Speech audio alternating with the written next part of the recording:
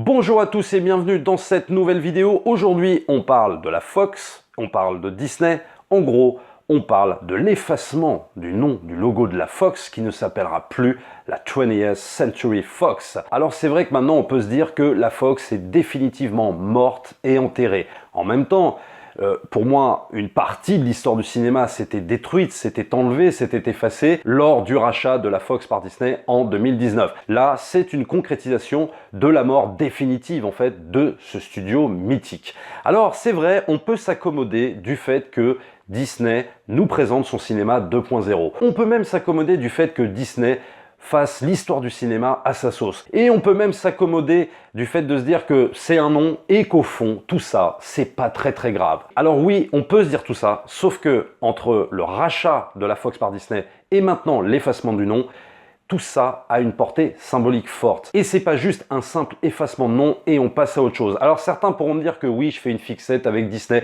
Oui, c'est vrai, je fais une fixette avec Disney, je vous l'accorde. En même temps, si je faisais une réelle fixette, je crois que je ferais une vidéo tous les 2 ou 3 jours, ce qui n'est pas le cas, parce que avec Disney, il y a tellement de choses qui tombent à chaque fois, tellement effarantes, qu'il y a de quoi faire une vidéo tous les 3 jours. Alors ce n'est pas encore le cas, mais là, c'est vrai que l'info est trop lourde, l'info est trop forte, et puis surtout, ça représente tellement de choses qu'il fallait que je vous en parle un petit peu en vidéo. Alors tout d'abord, c'est vrai que la Fox n'en est pas à sa première fusion, puisque dans les années 30, la Fox Corporation, fondée par William Fox, de son vrai nom Vilmos Fuchs, puisque c'est le fils d'un immigré hongrois, et la 20th Century Studios, ce qui a donné dans les années 30 à la 20th Century Fox. Voilà, bon ça, c'était la première fusion. Mais j'ai envie de te dire que ça les regardait eux, c'était une fusion entre deux corporations. Alors maintenant, pourquoi ce changement après le rachat en 2019 par Disney? Pourquoi effacer le nom maintenant? Alors Disney va nous expliquer en gros, et ça c'est une interview donnée dans le journal Variety, que c'était pour se démarquer de la chaîne Fox News. Alors pour ceux qui ne savent pas, Fox News c'est une chaîne d'ultra-droite aux États-Unis,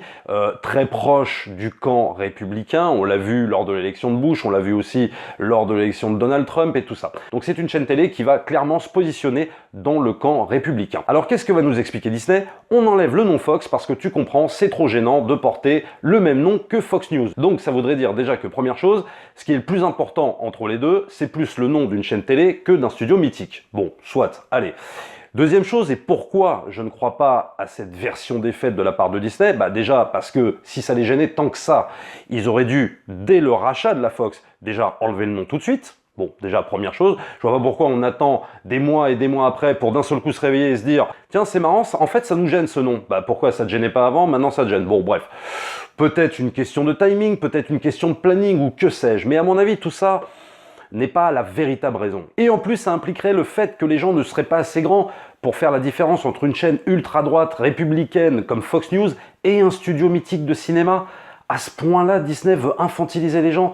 Non, moi je crois sincèrement à un coup de com' et très clairement à du baratin. Alors maintenant, ce qu'on ne sait pas vraiment sur ce changement de nom, c'est est-ce qu'ils vont garder la fanfare, tu sais, la fameuse fanfare avec le logo? Est-ce qu'ils vont même garder le logo? Et ils vont mettre juste 20th Century Studio, puisque maintenant c'est comme ça que ça va s'appeler. Pareil pour Fox Searchlight Pictures, qui va maintenant juste s'appeler Searchlight Pictures.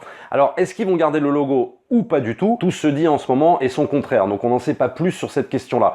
Bon, moi maintenant je serais eux, hein, j'enlèverais carrément tout, c'est-à-dire quitte à enlever le nom, quitte à avoir racheté un studio, j'enlèverais carrément le logo. Je vois pas pourquoi, ou peut-être par obligation contractuelle quand même, mais je vois pas pourquoi laisser un logo avec même une musique emblématique sans en mettre le nom. Honnêtement, pour moi, c'est un non-sens. Mais bon, après, ils feront évidemment ce qu'ils veulent. Alors pourquoi je ne crois pas à cette version de genre je veux me démarquer de Fox News, je ne veux pas être affilié à Fox News? Déjà, c'est un bon point, je dirais, marqué de la part de Disney, parce que ça fait un bon coup de com'. Je veux me différencier du camp républicain, du camp Donald Trump. Ça fait bien dans le monde du show business de vouloir se différencier de Donald Trump, c'est vrai, de vouloir se différencier d'une chaîne qui est clairement pro-républicaine. C'est tout le temps bien dans le show business, donc je dirais que niveau coup de com', c'est un bon point de la part du PDG de Disney de dire « nous, on veut se démarquer de ça ». Deuxième chose, et pourquoi je ne crois pas à cette version-là? Parce que pour moi, c'est plus peut-être une bataille d'ego de la part de Disney, plus que pour ne pas être affilié à un camp ou à un autre. Je pense que le fait d'effacer son nom a une portée symbolique, et qu'est-ce qu'elle veut dire? C'est en gros d'effacer toute trace d'héritage de la Fox pour les générations futur, non cinéphile, je précise bien non cinéphile. Et croyez-moi, il y en aura énormément. C'est-à-dire que le projet de Disney, quand ils ont racheté la Fox, c'est pas juste comme ça pour le plaisir de racheter un studio mythique, C'est parce que la Fox possède énormément de licences. Elle possède la licence Alien, elle possède la licence Die Hard, elle possède la licence Maman j'ai raté l'avion, qu'ils vont d'ailleurs rebooter en série, elle possède une grosse partie du catalogue de Marilyn Monroe, et oui, il faut le savoir, puisque Marilyn Monroe a tourné la majorité de ses films chez la Fox, elle possède aussi la licence de La Planète des Singes. Et quel est le but là-dedans de Disney? Tout simplement, quand ils vont rebooter en fait toutes ces licences, quand ils vont les remaker, le but c'est que dans l'histoire du cinéma, reste le fait que ces films appartiennent à Disney et non pas anciennement à la Fox. Je pense que tout ça est important pour eux. C'est-à-dire que le but est de réinventer l'histoire du cinéma, de la réécrire, et on le voit bien maintenant par rapport à tout ce que Disney entreprend. Le but est de laisser une marque indélébile dans l'histoire du cinéma. Alors je ne parle pas évidemment de nous, de notre génération, de ceux mêmes qui sont là, qui ont par exemple 15-16 ans, qui savent ce que c'est la Fox, qui savent tout ça, qui connaissent un petit peu l'histoire de ce studio. Mais je parle vraiment de la génération future, qui ne va pas forcément s'intéresser à savoir qui est Warner, qui est Paramount, qui est la Fox. Ils vont s'en foutre complètement. Il y en a qui ne voient même pas les cartons de présentation, qui ne savent même pas est-ce que c'est un film Paramount, est-ce que c'est un film de la Fox. Ils s'en foutent. Eux, ce qu'ils veulent voir, c'est un film. Donc, moi, je parle plus de cette génération-là. Et c'est cette génération-là que ça va impacter. Alors, vous allez me dire que oui, c'est peut-être un problème d'ego, un petit peu mal placé, mais je pense que cet ego est important. Le but est vraiment de marquer l'histoire du cinéma, de faire oublier que ces licences ont appartenu jadis, oui, à la Fox. Et ça, pour moi, c'est un gros coup marqué, évidemment, à l'histoire du cinéma, pas forcément à leur propre histoire à eux, parce que du coup, toutes les licences maintenant leur appartiennent, et le but, c'est de marquer ça du sceau Disney, comme ils ont fait à travers toute leur histoire, et comme ils continuent à le faire, notamment avec Lucasfilm et avec Marvel, bien sûr. C'est-à-dire que quand on parle, par exemple, de Star Wars, on ne parle plus de Star Wars version Lucasfilm ancienne époque, on parle de Star Wars version Disney. Alors c'est vrai que les cinéphiles font la différence. On va parler des anciens Star Wars et on va parler des Star Wars façon Disney. Mais la génération future retiendra peut-être que tous les Star Wars sont Disney. Même l'épisode 4, 5, 6, que tu le veuilles ou non, oui, ça fait mal à entendre, puisque il n'y a plus de logo, puisqu'on fait disparaître des noms, et que finalement, Disney se réapproprie tout. Donc non, ce n'est pas juste un simple changement de nom, et au fond, on s'en fout. Tout ça a une portée symbolique. Il faut bien comprendre qu'il y a une majorité de cinéphiles qui ont grandi avec ce nom, avec cette ouverture, avec cette fanfare. Et tu peux même m'expliquer qu'on va laisser la fanfare, que même on va laisser le logo tel qu'il est. D'accord, mais il n'en reste pas moins qu'on enlève le nom de la Fox. Et ce nom de la Fox a une portée symbolique. En l'enlevant, tu enlèves l'âme d'un studio. Parce que certains studios hollywoodiens, contrairement à ce qu'on pourrait croire, contrairement à ce qu'on pourrait nous vendre, ne se ressemblent pas forcément. Certains studios hollywoodiens ont des lignes éditoriales différentes. Si par exemple je prends le cas de la Warner, alors bien sûr je fais une généralité parce qu'on va toujours trouver des exceptions chez la Warner et chez la Fox. Mais si je prends le cas de la Warner, c'est un studio qui s'est démarqué par des films beaucoup plus provocateurs, par exemple, que la Fox. Ils ont, par exemple, tout le catalogue des films de Clint Eastwood. Ils ont, par exemple, tout le catalogue des films de Stanley Kubrick. C'est un studio qui a toujours voulu faire des films plus ou moins provocateurs, violents, pas forcément aimables, en signant avec des réalisateurs, je le redis, comme Stanley Kubrick. La Warner, c'est par exemple un studio qui a voulu se démarquer des autres studios comme par exemple la Paramount, Universal ou la Fox en produisant des films beaucoup plus subversifs. Il va rester évidemment des exceptions et ça je ne le nie pas.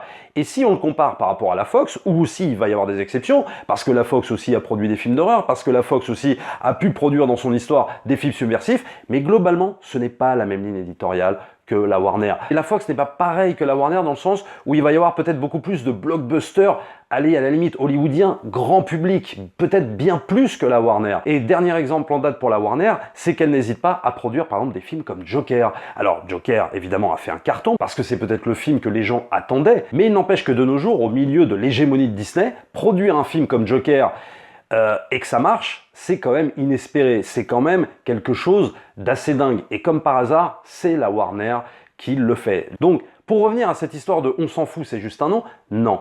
Car les studios ne sont pas tous interchangeables. On ne peut pas prendre le nom d'un studio et l'enlever et le mettre à la place d'un autre. Non, parce que chaque studio a son âme, a sa ligne éditoriale. Et ça, c'est quand même hyper important dans l'histoire d'Hollywood. C'est ce qui a façonné Hollywood. Sinon, Hollywood ne serait pas ce qu'il est. Donc tout ça est lourd de sens. C'est pas juste un nom qu'on enlève. Et pour moi, c'est surtout une partie de notre cinéphilie qu'on nous enlève.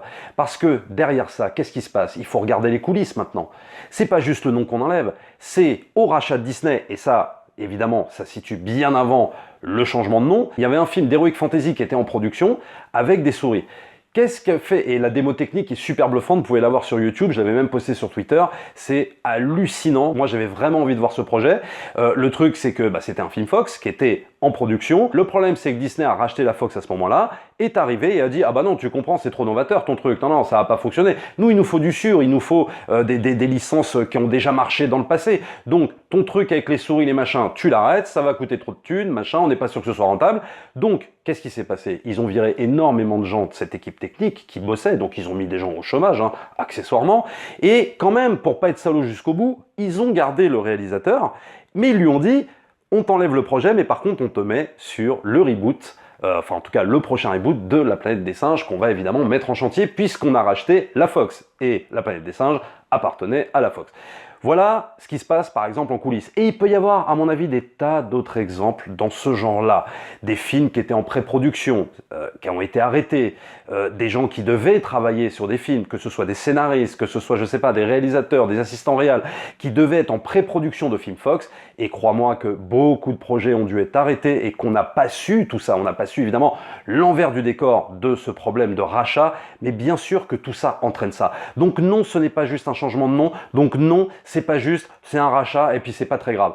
Non, tout ça implique énormément de choses derrière, même mis à part le fait que nous, cinéphiles, on va avoir peut-être un petit délire capricieux de se dire on enlève une part de cinéphilie. Mais tout ça implique aussi des changements radicaux au sein même d'une boîte. Une boîte dans laquelle les gens travaillaient, avaient un emploi et tout ça. Mais évidemment, en même temps, et pour rien de cacher, j'étais évidemment déjà choqué au rachat. Pour moi, c'était l'effondrement. J'en avais pas fait de vidéo à l'époque, mais c'est vrai que pour moi, c'était terrible ce qui se passait quand ils ont racheté la Fox. Pour moi, c'était vraiment une grosse partie de l'histoire du cinéma qui s'en allait. Là, je suis moins étonné, mais c'est la confirmation. Donc maintenant, on n'a plus que les yeux pour pleurer. Et maintenant, attendez-vous au futur remake, reboot, en série, en film. Et ils ont déjà commencé puisque Disney+ va sortir Maman, j'ai raté l'avion en série télé. Donc ça y est, la machine est lancée pour rebooter des choses de la Fox. Et qui leur empêche par exemple de rebooter en série À la poursuite du diamant vert. Pourquoi pas? Allez, sans Michael Douglas et Kathleen Turner, puisque ce film est un film Fox. Tu as des films même peut-être comme Strange Day, qui est un film Fox, même beaucoup de films de Cameron, Abyss. Alors, peut-être dans le cas de Cameron c'est différent, il y a quand même sa société de prod qui est dedans. Mais on ne sait pas ce qui peut se passer, parce que ce sont des films Fox tout ça. Pour conclure, j'espère que je n'aurai jamais à faire de vidéo pourquoi Disney a racheté Warner ou pourquoi Disney a racheté Universal ou même un autre studio. Je vous en supplie, j'espère que je n'aurai jamais à l'avenir à faire ce genre de vidéo. Abonnez-vous à la chaîne, likez, partagez bien sûr comme d'habitude. N'hésitez pas aussi à vous rendre sur les deux liens qui soutiennent la chaîne, le lien Tipeee, le lien Utip. Nous on se retrouve très vite pour une prochaine vidéo. Rendez-vous ce mercredi en live à partir de 20h45, entre 20h45 et 21h pour un nouveau live. Je ne vous communique pas encore le thème de ce live, mais vous inquiétez pas, ça va arriver très vite. Nous, on se retrouve très vite pour une prochaine vidéo. Ciao!